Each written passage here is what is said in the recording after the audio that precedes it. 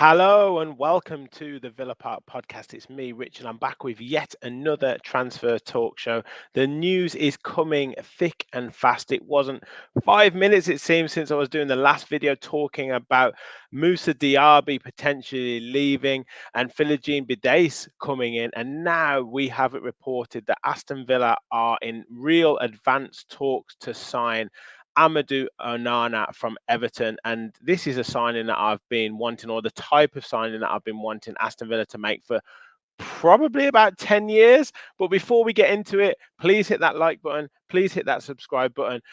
Great response to last night's video and the videos across the week. We're marching on to 4,500 on the road to 5K. So like, comment, and subscribe to the channel if you are new. So, yes, Amadou Onana from Everton. And I've just been out this morning. My son just signed for his new football team. So, had to go over there and literally looked at my phone and saw David Ornstein and everyone in the WhatsApp groups going mad about us.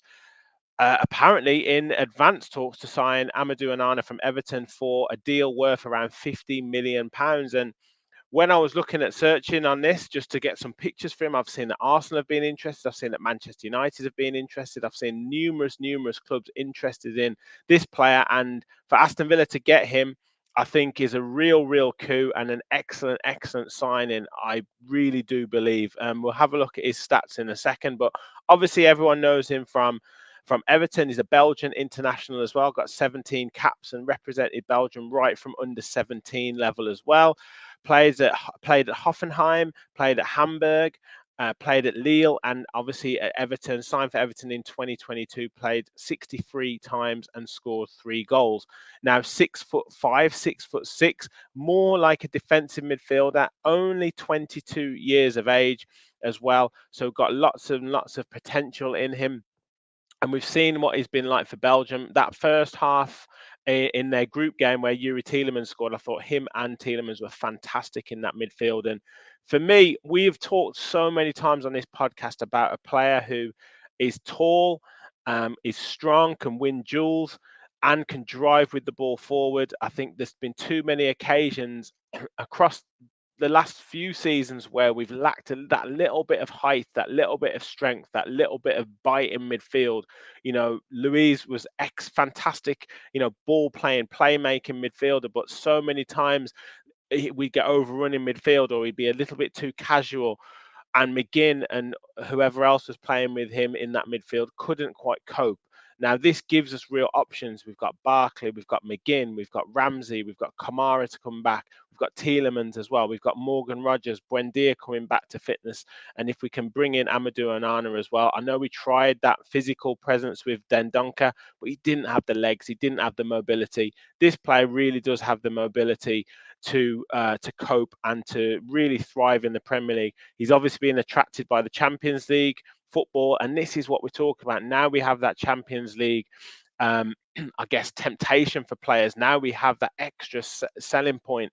It is going to attract players, and now we just have to balance it up with regards to making sure we're not spending too much and making sure we're not losing too much in terms of quality. Now, does that mean Moussa Diaby leaves? I'm not so sure. I don't know if they're two are related. I think we can spend money. It just depends on, how much in debt or potential debt you want to go into to mean that next season you might have to sell one or two of the big names. I don't know if this is related, but you guys let me know your thoughts in the comments. Is this related to maybe Moussa Diaby moving on? Obviously, if he goes for sort of 70 million and we're bringing in a player like Onana for on a 50 million deal, we're still in credit. We've got John Duran who's potentially going to move for 35 million as well. So there's still plenty of transfer dealings to be done, but I'm really excited about this signing. Now let's just have a little look at his SofaScore ratings and look at his strengths and weaknesses. Ground duels is one of his strengths. Tackling is one of his strengths, and also longer passes. We've seen, a number of Everton fans have said he's got that pass in him. Maybe he tries it a little bit too much, but he's certainly got it in him, and he can play in defensive midfield and can play more of a central midfield role in more of a box to box type fashion. I do remember when he came on under Steven Gerrard's reign at Aston Villa, and it was Gerrard versus Lampard, and Onana had just signed, and he came on with about 10 minutes to go. Villa were 2-0 up. He had a massive part to play in that 2-1 goal. Diego Carlos got injured as well, and Everton very, very nearly came back into the game, and Onana was a huge part of that, driving with the ball through midfield. And I think he can eat up ground. He can cover the ground really well. He can run with the ball. I do think it's an excellent signing. Now, 30 games played, 23 starts, 2 goals scored. And I think he was used in maybe a different way by Sean Dyche, maybe more in a defensive fashion. But I think Unai Emery will use him to move forward a little bit more and be a bit more expansive, because I'd like to see more goals from him. I'd like to see him better off set pieces as well. I think we could utilize him. We've been small at times, when there's been balls put into the box, and we've looked very small, particularly without the likes of Tyrone Mings as well. So he will add a much needed height presence in both boxes. 2 headed goals, as I've said, no assists. So I would like to see a little bit more from that, and in terms of chance creation as well. But accuracy, very good, 85% per game, 90% in his own half, 81% in the opposition half. And look at that, the long ball, 71% accuracy and 63% in terms of chip passes. So we know he's a very good passer. And as I said, we saw him and Tielemans link really well in that game for Belgium. 2.4 tackles per game, 5.3 ball recoveries per game. So does work very, very hard, does do some unseen work for the team as well. So I'm really happy about this. 66% in terms of total duels won and 74% in terms of aerial duels won. So look, this is what we've needed in midfield for so long. I'm so happy about this if we manage to pull it off. It's a great signing, in my opinion. 6'5", 6'6", perfect for what we need. And if you're looking at lining up now, if we've got this, Barkley's got a physical presence, Morgan Rogers has got a physical presence, Ezri Konsa we know has got a physical presence. If Tyrone Mings come back to fitness, or obviously Pau Torres as well is a tall player. Now when we're going into defensive situations or attacking situations in the box, now we're going to be a threat off set pieces as well as threats, obviously in terms of our open play. So I'm really, really happy about this. Hopefully we can get it over the line.